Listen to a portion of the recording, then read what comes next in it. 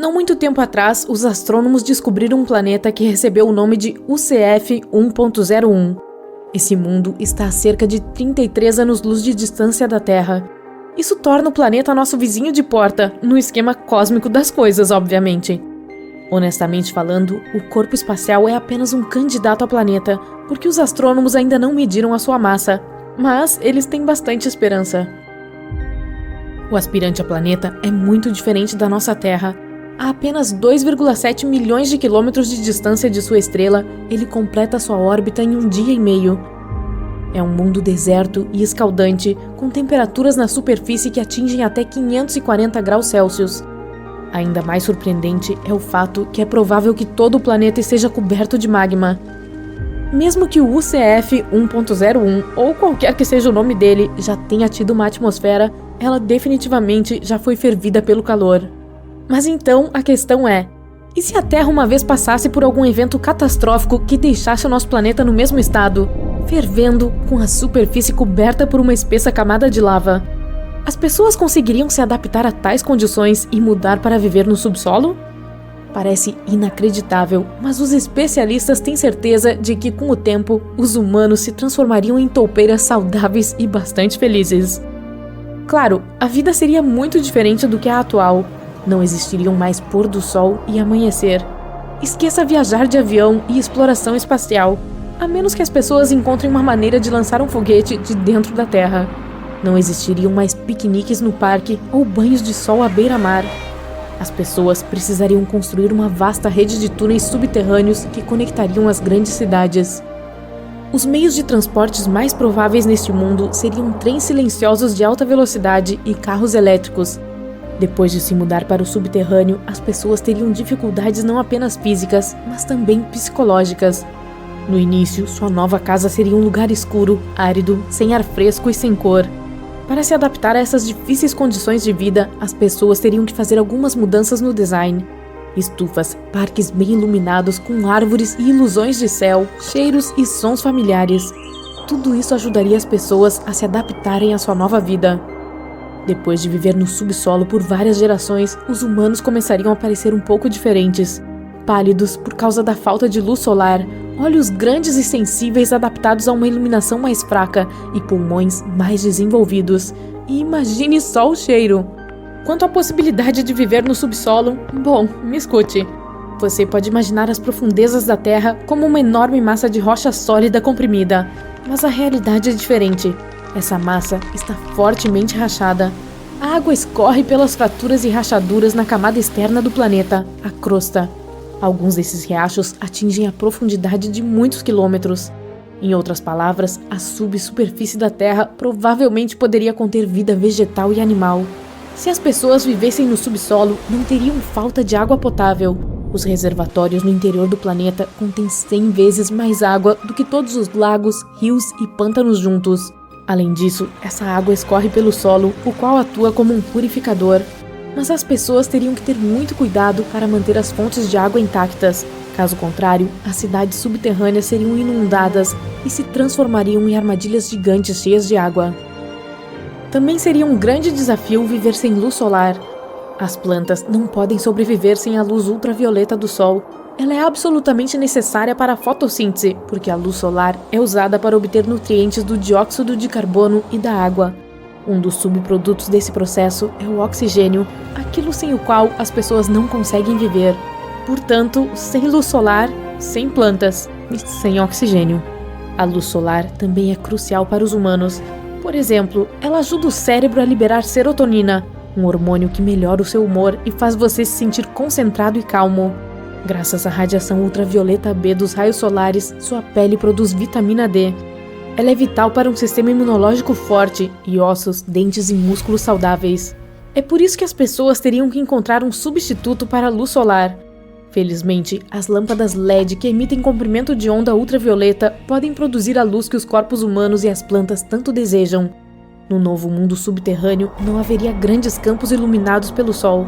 Em vez disso, haveria estufas extensas com luzes LED brilhando no teto. Máquinas especiais alimentariam plantas e colheitas com água reciclada rica em nutrientes. Em algumas áreas localizadas em estreitas falhas subterrâneas, as pessoas usariam algo como contêineres de transporte em vez de estufas. Esses recipientes seriam embalados com fileiras verticais de plantas e lâmpadas LED azuis e vermelhas. Quanto às pessoas, elas teriam que seguir uma dieta rica em vitamina D. Isso significaria comer muitas gemas de ovos, queijo, peixe, espinafre, soja e assim por diante. Se esses alimentos não forem suficientes, os suplementos de vitamina D resolveriam o problema. Sem a luz do dia, as pessoas teriam problemas com seus ritmos circadianos que regulam os padrões de sono. Se você estivesse isolado em algum lugar sem um raio de luz, dormiria facilmente por 48 horas seguidas. É por isso que as pessoas que vivem sob a superfície da Terra dependeriam de luzes artificiais para controlar seu relógio interno. Não haveria problemas com eletricidade, ela seria produzida com a ajuda do calor interno da Terra. Esse tipo de energia é chamado de geotérmica, do grego para terra e calor. Ela pode ser extraída de água quente e rochas. Como uma cebola, nosso planeta é composto por várias camadas. A parte mais interna é um núcleo sólido com cerca de 2.400 km de diâmetro. Feito de ferro, ele é cercado por um núcleo externo escaldante. Tem até 2.250 km de espessura e é principalmente composto de níquel e ferro líquidos. A próxima camada é o manto. Embora muitas pessoas o imaginem como lava, o manto é, na verdade, uma rocha. Mas essa rocha é tão quente que flui como o alcatrão da estrada. A temperatura no centro da Terra pode alcançar até 6.000 graus Celsius. Isso é quase 250 graus a mais do que na superfície do Sol. O manto também é escaldante, variando de 4.000 graus Celsius nos limites com o núcleo a 200 graus em suas partes mais externas. Não é à toa que as pessoas não teriam dificuldade em transformar todo esse calor em energia elétrica. Mas, como o interior do nosso planeta é incrivelmente quente, as pessoas não seriam capazes de construir cidades subterrâneas muito profundas. Todas as áreas habitáveis provavelmente ficariam mais próximas da superfície. A parte mais externa da Terra, a crosta, é como a casca de um ovo cozido. Ela é dividida em blocos gigantescos chamados placas tectônicas. Quando duas placas colidem, montanhas se formam e novas fendas aparecem no fundo do mar. Elas têm larguras diferentes, de 40 km de espessura abaixo dos continentes a 8 km de espessura abaixo dos oceanos. Esses blocos viajam, flutuando no manto da Terra de forma lenta e quase imperceptível. Isso significa que as cidades subterrâneas também se moveriam, mas seria quase impossível notar esses movimentos. Por sinal, as pessoas começaram a acreditar que poderia haver outro mundo dentro do nosso planeta no século XVII. A ideia ganhou o nome de Teoria da Terra Oca. Ela afirmava que metade do planeta era ocupada por seu peso de superfície. Abaixo da superfície havia algum espaço vazio. Um pequeno sol pairava bem no centro dessa cavidade, criando um ambiente tropical confortável no lado interno da superfície da Terra. Podia-se entrar no interior da Terra por uma das aberturas próximas aos polos Sul e Norte. Acreditava-se que uma raça de seres humanos avançados vivia dentro do planeta. Eles eram pacíficos e viviam por séculos. Bom, obviamente não humanos. Eles tinham tecnologias únicas, como por exemplo, veículos voadores. E como o clima dentro do planeta era melhor do que na superfície, essa raça era muito mais forte e saudável. Embora essa ideia pareça ficção científica, vários cientistas famosos a apoiaram. Algumas pessoas ainda têm certeza de que existe outro mundo dentro do nosso planeta.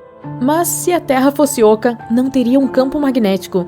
E sem um campo magnético, os ventos solares expulsariam a nossa atmosfera em um piscar de olhos. Isso deixaria nosso planeta verde, deserto e inabitável, como Marte está. O campo magnético em nosso planeta existe graças aos processos que ocorrem em seu núcleo não muito vazio.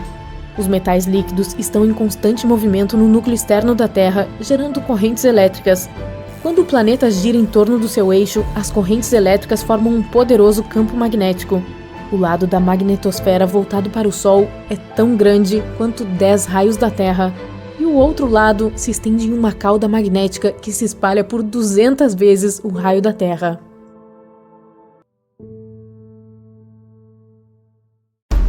Hoje vamos trabalhar o nosso núcleo, então prepare-se para suar. Opa, desculpe, núcleo errado. Ei, nós viajamos muito, descendo para o núcleo interno da Terra e subindo para o espaço sideral. Mas e se pudéssemos combinar essas aventuras e descobrir o que se esconde nas entranhas de outros planetas e luas do Sistema Solar? Com a ajuda dessa hiperbroca interestelar, podemos conseguir isso, pelo menos em parte. As coordenadas estão inseridas, todos os sistemas prontos, e nosso primeiro destino é... a Lua. A nossa Lua, na verdade. Nós pousamos em sua superfície cinza e desolada sob o céu preto, sem azul aqui, porque há muito pouca atmosfera para dispersar a luz. A broca começa a funcionar e primeiro passamos pela camada externa da Lua, a crosta, assim como na Terra. Estamos no lado ensolarado, então a espessura desta camada é de apenas 70 quilômetros, mas se pousássemos no lado escuro, seria mais do que o dobro dessa espessura. A Lua é um corpo rochoso, portanto sua crosta é em grande parte feita de silício, ferro, alumínio, cálcio, oxigênio e magnésio, com quantidades muito menores de outros elementos. Mais abaixo encontramos o manto, e é uma jornada longa e tediosa. Essa camada tem cerca de 1.400 quilômetros de espessura. O manto fica mais quente à medida que vamos mais fundo, encontrando os minerais compostos, piroxena e olivina. Eles são feitos de ferro, silício, oxigênio e magnésio em diferentes proporções. Finalmente, quebramos as camadas duras e entramos no núcleo externo semifundido. Outra jornada de cerca de 150 quilômetros à frente através desse pântano escaldante. E nós mergulhamos no oceano de ferro da casca do núcleo líquido. Tem quase 100 quilômetros de espessura e o metal derretido ameaça nos evaporar. Mas essa broca foi feita para suportar um ataque extremamente pesado. E é assim que finalmente paramos de repente. Nas partes mais profundas da Lua há um núcleo de ferro sólido que tem 240 quilômetros de espessura. Poderíamos perfurá-lo, mas seria desnecessário, então apenas colocamos uma bandeira aqui e pulamos para o próximo planeta na nossa lista de perfuração. E estamos em Mercúrio. Estava quente no interior da Lua, mas na superfície do menor planeta do sistema é ainda mais quente. Isso porque ele está muito perto do Sol, é claro. Tudo bem, vamos perfurar. Mercúrio tem uma camada externa bem espessa, que é tanto crosta quanto manto e atinge cerca de 400 quilômetros de profundidade. Não é a jornada mais fascinante, não é diferente da Terra em muitos aspectos. Mas então, a broca para, batendo em uma parede sólida de metal. É o núcleo de Mercúrio, que tem um diâmetro de mais de 4.000 quilômetros. Ocupa 85% do diâmetro total do planeta. Não adianta tentar perfurar aqui, é completamente metálico e extremamente denso. Então, pulando para o próximo planeta. E estamos em Marte agora. Olhe, é o pôr do sol aqui, e o sol está tornando o céu azul nebuloso. Mas você sabe o que fazer. Quero dizer, estamos aqui para perfurar, então é isso que fazemos. A crosta de Marte é bastante fina em comparação com a da Terra. Apenas de 10 a 50 quilômetros de profundidade. Contudo, sua composição é praticamente a mesma: ferro, alumínio, cálcio, potássio e magnésio. Essa é uma das razões pelas quais os humanos procuram colonizar o planeta vermelho um dia. É muito semelhante ao nosso. Somos muito rápidos em perfurar a primeira camada, e a segunda, o manto, está agora sobre nós. É uma camada dura e rochosa com cerca de 1.800 quilômetros de espessura. Graças ao seu tamanho, Marte não é mais sismicamente ativo. Simplesmente não há magma fervendo sob a superfície do planeta, tornando-o silencioso e dócil. É uma longa escavação, mas finalmente chegamos a uma parada brusca, esbarrando no núcleo, uma bola de ferro, níquel e enxofre, com o diâmetro de 3.200 a 4.200 quilômetros. Este núcleo é maior que o de Mercúrio, mas o próprio planeta também é maior, então isso faz sentido. Ok, então, nossa próxima parada é ainda mais interessante, porque é Júpiter. Esse gigante gasoso tem uma massa 2 vezes maior que todos os outros planetas do Sistema Solar combinados, e pousamos bem no meio do oceano dele. O oceano, ouso dizer, é o maior de todo o sistema e é feito de hidrogênio líquido.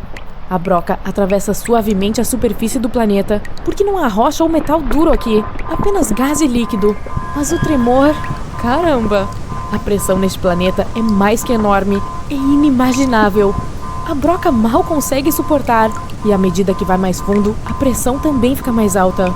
Chegamos ao núcleo de Júpiter e é quase insuportável. A temperatura aqui é de cerca de 50.000 graus Celsius, e o núcleo em si não é sólido, mas sim líquido, mantido unido pela imensa pressão de todos os lados. A broca começa a chacoalhar, e isso é um mau sinal. Vamos sair daqui antes que quebre.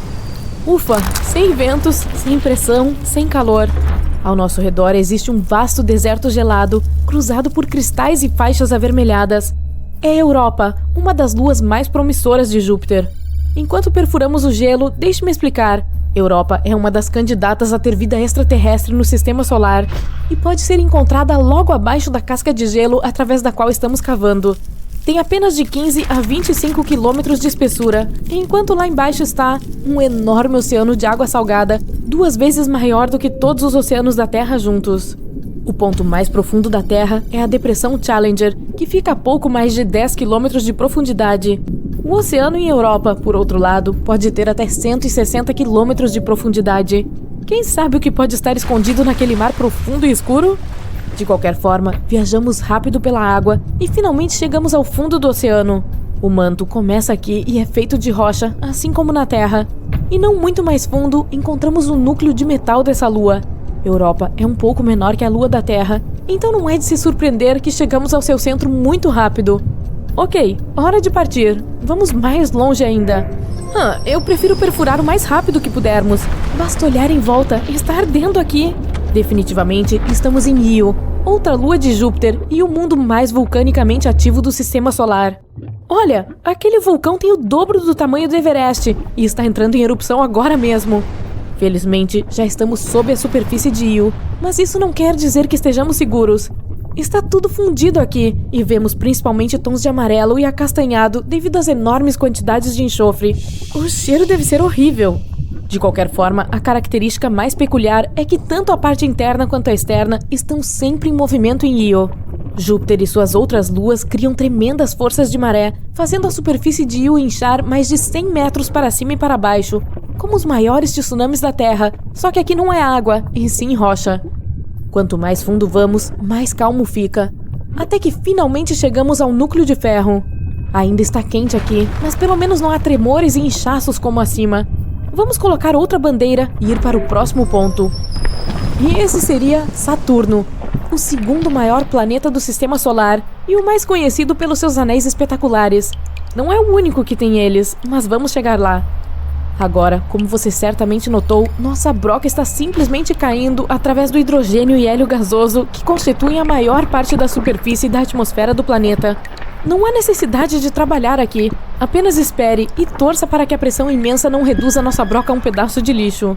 Por fim, a pressão se tornou tão grande que nos encontramos no hidrogênio líquido e aqui começamos a mergulhar. Em breve chegaremos ao núcleo sólido de Saturno. Aqui estamos. É feito de ferro e níquel e, na verdade, é bem pequeno em comparação com o resto do planeta. Bom, o último destino nos aguarda, então vamos lá. E aqui estamos, Netuno. A broca lança âncoras imediatamente porque os ventos aqui são extremamente poderosos. Eles atingem velocidades 5 vezes maiores do que os furacões mais devastadores da Terra. Netuno é coberto por uma camada muito fina de hidrogênio e hélio, assim como Saturno ou Júpiter, mas por baixo há muito mais do que isso. Está quente, ventoso e solitário aqui na periferia do sistema solar, então vamos começar a cavar logo. Sob os gases, de repente há uma massa quente borbulhante de água, metano e amônia. Ufa! Essas substâncias são quentes, apesar de Netuno ser chamado de gigante de gelo. O nome vem de seu núcleo. Bem no fundo, para onde estamos indo rapidamente agora, uma pequena bola de rocha e gelo permanece completamente isolada. E apesar das temperaturas de ebulição acima, o gelo aqui embaixo é sempre frio.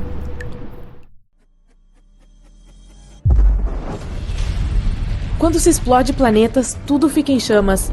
Atmosferas são eliminadas. As coisas saem voando. Tudo desmorona. O mundo se torna mais brilhante do que uma dúzia de sóis. Você fecha os olhos e tapa os ouvidos. Seu cabelo está em pé. O poder absoluto de uma explosão cósmica é aterrorizante. Algum tempo antes da explosão, você está pairando na escuridão quase completa. Abaixo, você vê a Lua. Ou o que você acha que se parece com a Lua. A superfície dessa esfera de cor clara é marcada por crateras deixadas por meteoritos. Você vê enormes colinas íngremes que se estendem por quilômetros. É Mercúrio. E agora você vai explodi-lo. Como se estivesse em câmera lenta, você observa o planeta desmoronar. E então, em um piscar de olhos, vê uma parede de destroços se formando sobre você. Primeiro, pedaços gigantes de rocha são tudo o que resta da crosta sólida e do manto rochoso do planeta. A aparência e a estrutura dos destroços que voam em sua direção mudam. Agora, a coisa parece líquida, como respingos de mercúrio. Esse é o núcleo metálico de Mercúrio explodindo. Costumava ocupar 85% do volume do planeta. E, finalmente, um fogo de artifício de peças sólidas novamente. É o núcleo sólido do planeta.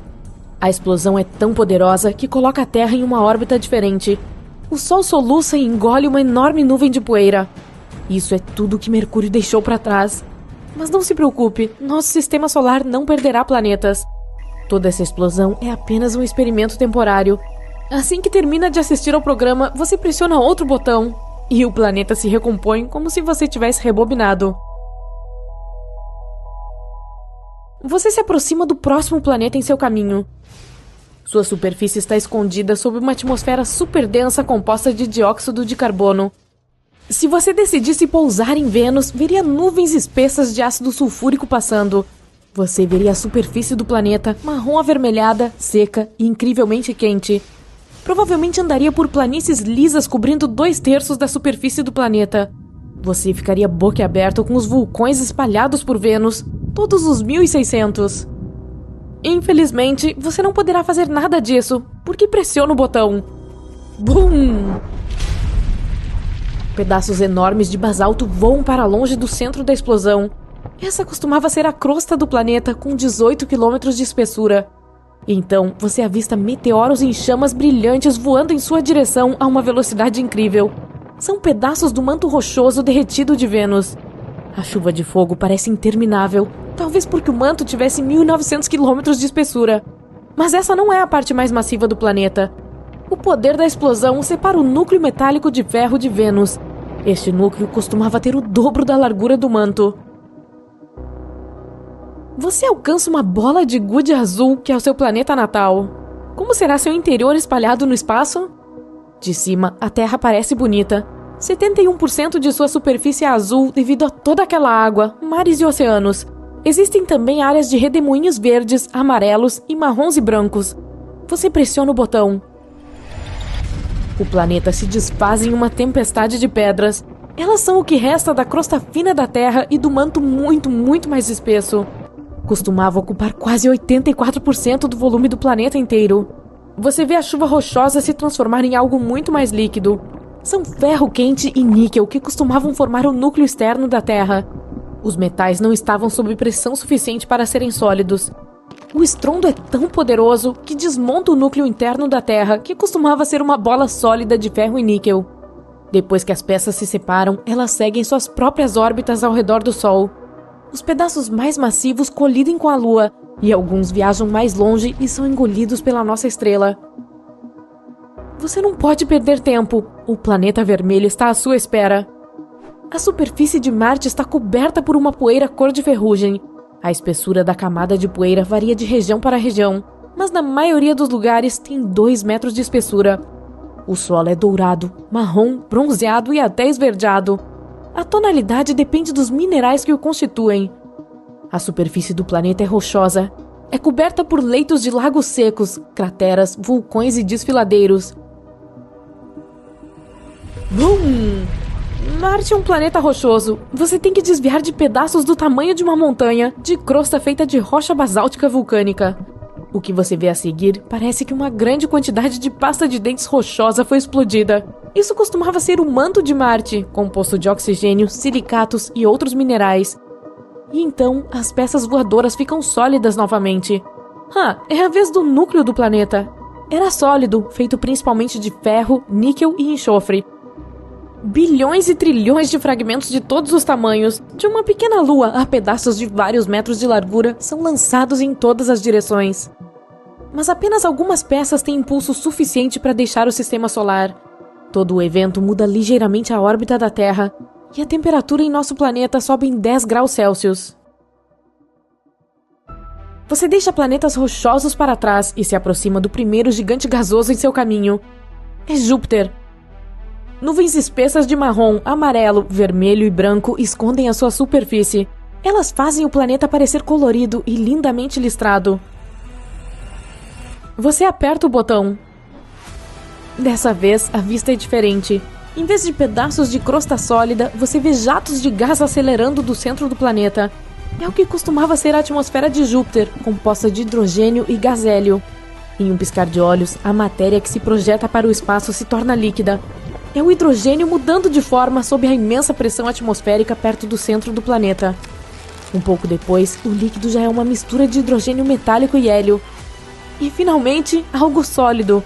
Provavelmente era o núcleo de Júpiter, 14 a 18 vezes a massa da Terra. O diâmetro do gigante gasoso era de cerca de 145 mil quilômetros, mas a explosão não dura mais do que meio segundo. A explosão de Júpiter é tão forte que evapora planetas menores como Marte e Terra.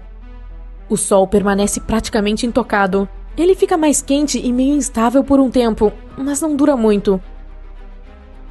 O próximo gigante gasoso no nosso caminho é Saturno. À primeira vista, parece que o planeta tem uma superfície. A esfera marrom amarelada aparentemente sólida é cercada por camadas de nuvens. Os anéis que são marca registrada de Saturno são incríveis e coloridos, cinza, bege e castanho. Na verdade, eles são grupos de minúsculos anéis feitos de pedaços flutuantes de água gelada, rochas e poeira. Esses pedaços variam em tamanho de manchas a enormes pedaços do tamanho de arranha-céus. Enquanto orbitam Saturno, eles continuam colidindo e pedaços maiores são quebrados. Você fica surpreso ao ver que os anéis não são perfeitamente redondos. Eles têm curvas causadas pela atração gravitacional das luas próximas. 53 delas são confirmadas. Titã, um mundo gelado maior que a nossa Lua e até mesmo Mercúrio, é a maior. O que você vê é assustadoramente semelhante ao que aconteceu quando você explodiu Júpiter. Existe apenas uma diferença. Os anéis de Saturno se rompem, enviando rochas e gelo para o espaço a uma velocidade incrível. As peças maiores se chocam com as luas do planeta, eliminando as menores delas. Você vê fluxos de gás, principalmente hidrogênio e hélio, com um pouco de metano, amônia e água. Eles estão se movendo a uma velocidade vertiginosa, para longe de onde costumava ser o centro do planeta. Depois disso, respingos de matéria líquida. É o hidrogênio líquido que mais tarde se torna metálico. E por fim, os pedaços do núcleo sólido feito de materiais rochosos. Você está olhando para a bela esfera verde-azulada do gigante de gelo Urano. O planeta fica com essa tonalidade incomum quando a luz do Sol é refletida na sua superfície. Além disso, a atmosfera de Urano é composta principalmente de hidrogênio e hélio, com traços de gás metano que absorve a luz vermelha. Enfim, BUM! Dessa vez, são grandes bolhas de gelo que estão se arremessando primeiro em sua direção. Elas costumavam ser a parte do manto de gelo do planeta que já representou 80% do volume do corpo celeste. Por que esse gelo parece líquido? Em Urano, o líquido congelado não é sólido como na Terra. O gelo é um fluido quente e denso composto de água, gelo de amônia e metano. Muitas vezes é chamado de oceano de amônia. Após a bizarra chuva de gelo, você vê pedaços sólidos do núcleo rochoso do planeta. Costumava ser pequeno, não mais do que metade da massa da Terra. Algumas das luas de Urano são pulverizadas na explosão, e várias até são ejetadas do sistema solar. A explosão também altera ligeiramente a órbita de Netuno. E o último planeta em seu caminho. Netuno parece azul devido a uma camada de gás em movimento e nuvens permanentes. Não há tempo para perder. BUM! O planeta não tem uma superfície sólida. É por isso que após apertar o botão, você vê um manto líquido de Netuno estourando. Parece um balão cheio de água lançado do 50º andar. Isso envia respingos de água, amônia e gelo de metano para o espaço. É seguido por restos do manto do planeta que se assemelham à lava. Costumava ser líquido, incandescente e rico em metano, amônia e água. Isso é o que resta do núcleo sólido de Netuno, feito de ferro e outros metais.